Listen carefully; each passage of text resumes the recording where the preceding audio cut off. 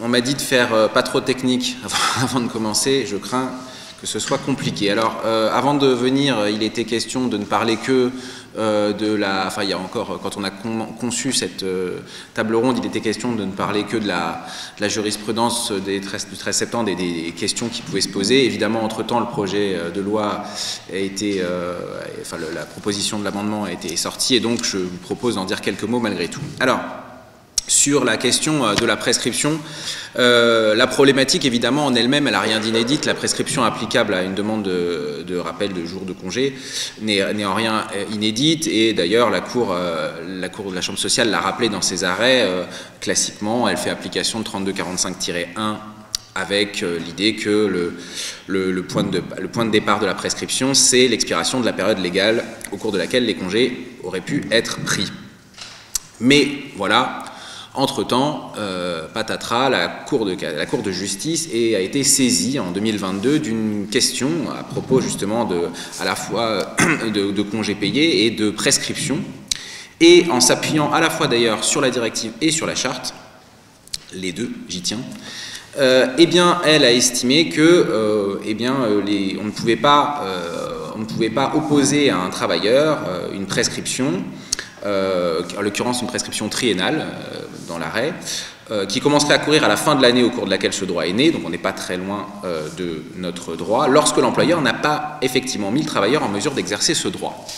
Or, comme l'a souligné mon excellent collègue du laboratoire de droit social Joël Cavallini, l'arrêt de 2022 était aisément transposable au droit français et ça n'a pas échappé à l'œil avisé de M. le doyen et des conseillers de la Chambre sociale. Et c'est donc la deuxième lame des arrêts du 13 septembre 2023, je cite la Cour, lorsque l'employeur oppose la fin de non-recevoir tiré de la prescription, le point de départ du délai de prescription doit être fixé à l'expiration de la période légale, dès lors que l'employeur justifie avoir accompli les diligences qui lui incombent légalement afin d'assurer au salarié la possibilité d'exercer effectivement son droit. Tout réside dans ce dès lors que, évidemment. Et s'il n'y a pas de diligence, eh bien, il n'y a pas de point de départ à la prescription. Alors, à quelle prescription, d'ailleurs, de quoi parle-t-on exactement? Parce que, évidemment, dans 3245-1, il y a deux choses, comme vous le savez. Il y a la prescription de l'action en justice, et puis il y a la question de l'étendue de la créance. Et c'est ces deux points qui, à mon avis, méritent qu'on s'y arrête quelques instants. Alors, la première question, qui est la question a priori la plus classique, c'est-à-dire la prescription de l'action, classiquement, eh bien ici, évidemment, on doit comprendre que le salarié, on ne peut pas lui opposer l'irrecevabilité de son action tant qu'il n'a pas été mis en mesure d'exercer effectivement tant qu'il n'a pas été mis en mesure par l'employeur d'exercer effectivement son droit à congé. Alors, lorsque je suis venu il y a quelques semaines écouter les intervenants à propos des congés, j'ai entendu donc, évidemment, tant que le salarié, le contrat est en cours, bon, évidemment, là, la question ne se pose pas vraiment. Par contre, j'ai entendu, je crois vous avoir entendu, monsieur le doyen, dire que lorsque le salarié aurait quitté l'entreprise, il aurait cette fois 3 ans pour agir. Alors, là, la question, elle est pas si évidente que ça, puisque du point de vue du point de départ de l'action, 3245-1 donne le même point de départ, c'est-à-dire finalement la connaissance du fait qui lui permet d'agir. Alors, est-ce que lorsque le salarié est parti, il a plus connaissance que celui qui est dans l'entreprise? Bon. On peut faire valoir plusieurs arguments de part et d'autre. Certains, et notamment Joël Cavallini, disaient oui, mais le problème c'est que comme l'employeur ne peut plus inciter le salarié à faire valoir ses droits, ça voudrait dire qu'il y aurait une sorte de suspension indéfinie, enfin en tout cas un report indéfini du point de départ. Bon. En défaveur de cette interprétation, on peut faire valoir que la Cour de justice, dans l'arrêt de 2022 auquel vous avez fait référence dans vos arrêts, il était précisément question d'un salarié qui avait quitté l'entreprise et ça n'a pas eu l'air de lui poser de difficultés particulières. Et on pourrait enfin considérer que dès lors que le salarié a quitté l'entreprise, en réalité il ne demande plus vraiment des jours de congé mais des indemnités de congé. Et donc, peut-être que dans ce cas, on pourrait considérer qu'il a eu connaissance de sa notion d'indemnité au moment de sa rupture, et c'est sa rupture qu'on pourrait assimiler au point de départ de l'action. Bon. Ça, on va dire que c'est des petites difficultés. La question, elle est évidemment beaucoup plus compliquée en ce qui concerne l'étendue de la créance. Et c'est évidemment là-dessus que votre jurisprudence a été très critiquée. c'est jusqu'où on peut remonter, et le débat qu'on a eu tout à l'heure le posait aussi, jusqu'à quand on peut éventuellement remonter sur les demandes de jours de congé. Alors ici d'ailleurs la distinction entre salarié qui est dans l'entreprise et salarié qui n'y est plus n'a plus beaucoup d'intérêt. La question c'est jusqu'où on peut remonter. Alors a priori le salarié va pouvoir demander toutes les créances de congés payés acquises chez son employeur, voire d'ailleurs chez un employeur précédent s'il y a un transfert. A priori, il n'y a rien qui s'y oppose, avec la question d'éventuelles bornes temporelles. Alors c'est là-dessus que le débat est important, et c'est pour ça que j'y suis un peu revenu tout à l'heure. La première borne temporelle qu'on pourrait évoquer, c'est évidemment le fameux délai butoir du Code civil. Est-ce qu'on pourrait éventuellement considérer que le salarié ne peut pas remonter plus de 20 ans? C'est le fameux délai, voilà. Alors non mais, bien sûr, sous réserve que la question se pose, mais éventuellement ça pourrait être le cas. Alors on sait malgré tout que ce délai butoir n'a pas vos faveurs.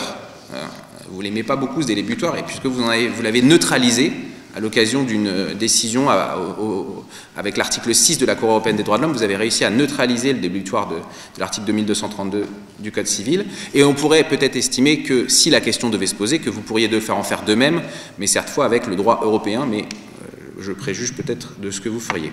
Alors j'ai entendu aussi, et c'est la deuxième borne temporelle qu'on pourrait évoquer, et évidemment on va l'évoquer avec le projet de loi, c'est la fameuse date du 1er décembre 2009 que vous avez évoquée lors de la dernière séance. Alors parce que donc ce serait éventuellement la date, enfin ça serait pas éventuellement, c'est la date d'entrée en vigueur de la charte sur laquelle se fonde eh bien le droit, en tout cas ou l'invocabilité du droit tel que vous le proposez.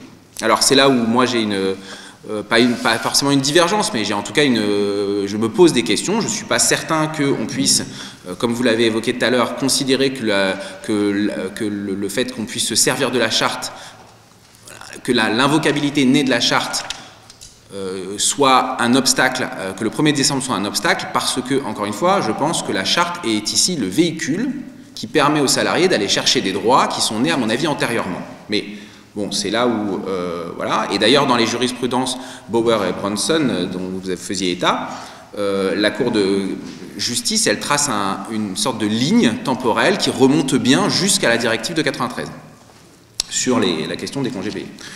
Bon, donc, sur la question de savoir jusqu'où on peut remonter, bon, maintenant la question semble à peu près réglée, puisque, et c'est mon deuxième temps, dans la proposition de loi, on a, en gros, les choses commencent à peu près à s'éclaircir de la manière suivante. Pour la question, elle se pose en réalité en deux temps, pour les congés qui sont acquis après l'entrée en vigueur de la loi, et pour les congés qui seraient acquis avant l'entrée en vigueur de la loi. Pour les congés qui seront acquis après l'entrée en vigueur de la loi, a priori, là, on appliquera l'article L3245-1, c'est-à-dire le classique délai triennal, avec, eh bien, a priori, le point de départ qui sera l'information donnée par l'employeur, conformément à l'obligation posée par la Cour de justice, puisque le législateur pose une nouvelle obligation d'information à l'endroit de l'employeur dans l'amendement. Avec la question qui se poserait éventuellement, quid si l'employeur ne respecte pas son obligation d'information, tel que c'était le cas avant. Donc a priori, bah là, je pense que la jurisprudence éventuellement européenne reprendrait ses droits, et votre jurisprudence reprendrait ses droits, dans la limite évidemment de la question qui va venir ensuite, c'est-à-dire de la question de la période de report. Maintenant, l'amendement tel qu'il se propose, je ne sais pas si vous avez eu tous le loisir de lire ce chef-d'œuvre législatif, mais voilà ce qu'il nous dit. Donc il prévoit des dispositions rétroactives qui d'ailleurs s'appliqueraient aux instances en cours, puisque c'est toute décision sauf celles qui sont passées en force de chose jugée. Mais avec cette précision, je la cite, « Toute action en exécution du contrat de travail ayant pour objet l'octroi de jours de congé par application des dispositions du présent titre, c'est-à-dire les dispositions rétroactives de l'entrée en vigueur de la loi jusqu'au 1er décembre 2009, doit être introduite à peine de forclusion dans le délai de 2 ans à compter de la date d'entrée en vigueur de la présente loi. » Je crois que ce qu'il faut comprendre, donc, c'est que pour les droits à congé qui seraient nés antérieurement à l'entrée en vigueur de la loi, Désormais, ce n'est plus le délai triennal qui s'applique, mais un délai qui d'ailleurs est un délai de prescription, mais ce délai de 2 ans, délai de forclusion. Alors déjà, forclusion et pas prescription, ce qui veut dire que très clairement le législateur ne veut ni report, ni suspension, ni interruption, et offre au juge la possibilité de le soulever d'office.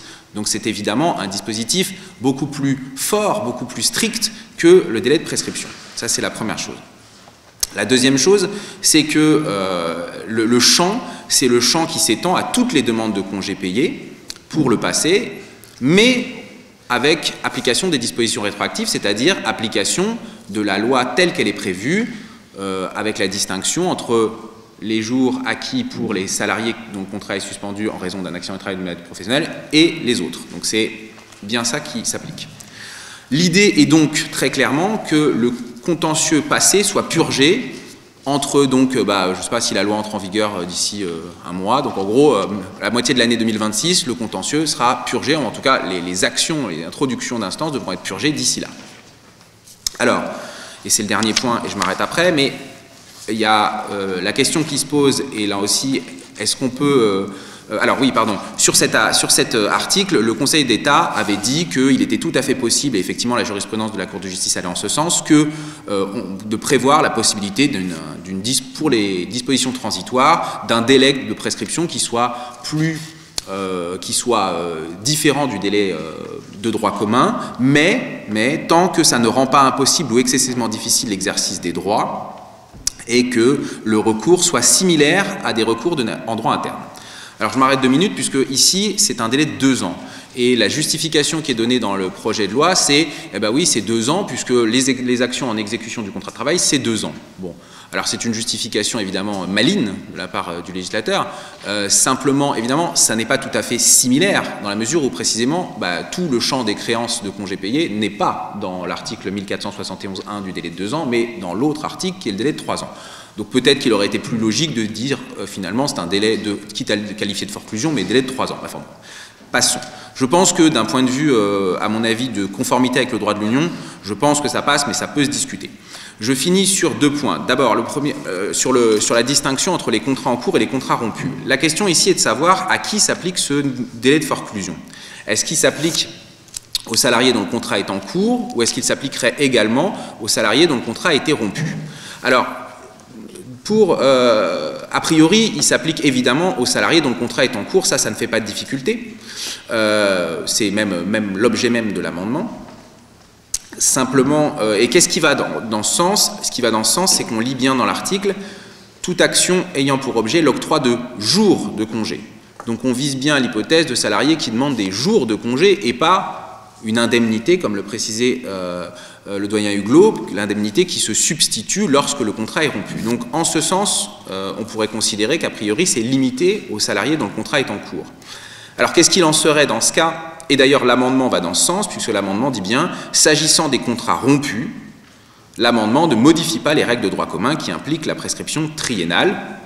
Donc a priori pour les salariés dont le contrat serait rompu, eh bien ils auraient 3 ans. Alors 3 ans à compter de quoi? Ça on revient à la question de tout à l'heure, a priori, à compter de sans doute de la rupture de leur contrat de travail, même si j'avoue que cette interprétation me convainc modérément. Voilà.